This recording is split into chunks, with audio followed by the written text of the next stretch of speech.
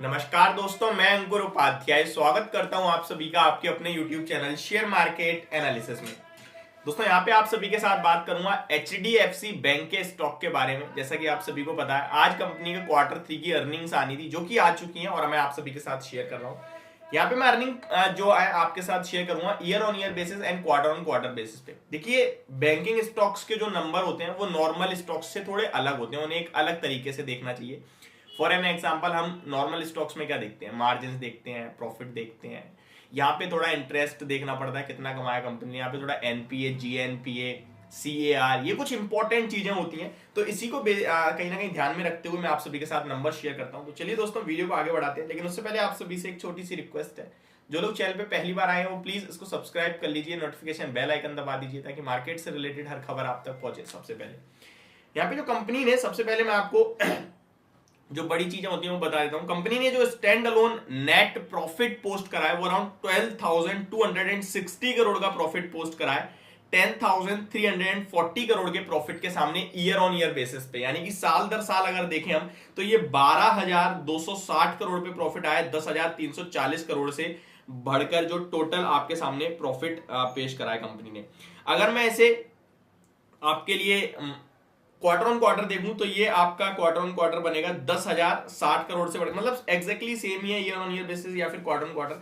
हल्का सा ही बस चेंज है, ज्यादा कुछ चेंज नहीं है। तो लगभग 20% के समथिंग का जंप देखने को मिला है आपको प्रॉफिट में, और मार्केट की एक्सपेक्टेशंस भी एग्जैक्टली 20% के समथिंग की थी। तो एकदम एग्जैक्टली मार्केट की एक्सपेक्टेशंस को कंपनी का जो नंबर है वो इनलाइन आए हैं, आप कह सकते हैं इनलाइन, और आप कह सकते हैं बेटर देन एक्सपेक्टेशंस। इससे खराब नंबर तो नहीं दिख रहे हैं पहले आंकड़ों के हिसाब से। तो रेवेन्यू की बात करें तो यहाँ 42,700 करोड़ का रेवेन्यू कंपनी ने पोस्ट करा है 32,460 करोड़ के सामने।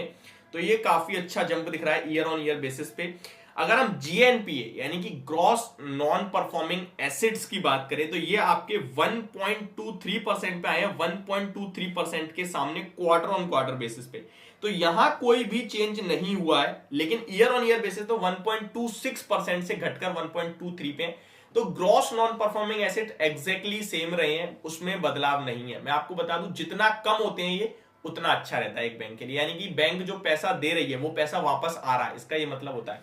फॉर एन एग्जाम्पल, अगर कंपनी ने 100 रुपए बांटे और 1 रुपए वापस नहीं आया तो वो नेट एनपी हो जाएगा 1 रुपए, और वो बहुत समय तक नहीं आ रहा तो वो कहीं ना कहीं राइट ऑफ भी हो जाता है, फिर उसे हटा ही देती है बैंक अपनी लिस्ट से। चलिए नेक्स्ट, इसी से रिलेटेड नेट एनपीए की बात करें तो नेट एनपीए कंपनी ने जो पोस्ट करा है वो 0.33% पे आया है। एग्जैक्टली लास्ट क्वार्टर भी 0.33% पे था। जब ग्रॉस एनपीए चेंज नहीं हो तो नेट एनपीए भी चेंज नहीं होगा, सेम वैसा ही सिचुएशन आई है। बट 0.33% बहुत कम होता है ये ऑलरेडी बैंक के हिसाब से देखा जाए तो, इसीलिए एचडीएफसी बैंक को दिग्गज बैंक माना जाता है। वहीं अगर आप किसी छोटी बैंक के एनपीए जीएनपीए देखोगे तो वो 4-4, 3-3, 4-4, 5-5% पे मिलेंगे आपको, जो नेगेटिव है। यानी कि कंपनी 100 रुपए दे रही है बैंक और 4 रुपए वापस ही नहीं आ रहे हैं, वो जीएन बहुत बड़ा हो जाता है वो फिर नंबर। यहाँ केवल और केवल 0.33% पे है। वहीं अगर बात करें ईयर ऑन ईयर बेसिस पे तो 0.37% से घटकर 0.33% पे। तो ये आप इसे ओवरऑल अच्छे ही मानोगे। नेक्स्ट मैं आप सभी के साथ शेयर करना चाहता हूं कंपनी का कैपिटल एडुकेसी रेशो। अगर CAR यानी कि कंपनी के पास कैश कितना है, पैसा कितना पड़ा है, तो यहां थोड़ी बढ़ोतरी देखने को मिली है। तो ये अच्छी बात है। कंपनी के पास, बैंक के पास जितना ज्यादा पैसा होता है उतना ज्यादा बैंक लोन बांट सकती है, उतनी तेज ग्रो हो सकती है। अगर CAR की बात करें तो लास्ट क्वार्टर कंपनी के पास 16.92% था, लेकिन अभी 17.66% है। अगर CAR कभी भी किसी बैंक का चेक करो आप तो अराउंड 17, 16 और उससे ऊपर 18 तक भी मिल जाता है आपको, वैसे बहुत कम मिलता है, तो वो बहुत अच्छा है। लेकिन अगर किसी बैंक का 12-13 का CAR है तो उसे थोड़ा कमजोर मानते हैं, क्योंकि फिर उस कंपनी की ग्रोथ करने की पावर थोड़ी स्लो हो जाती है।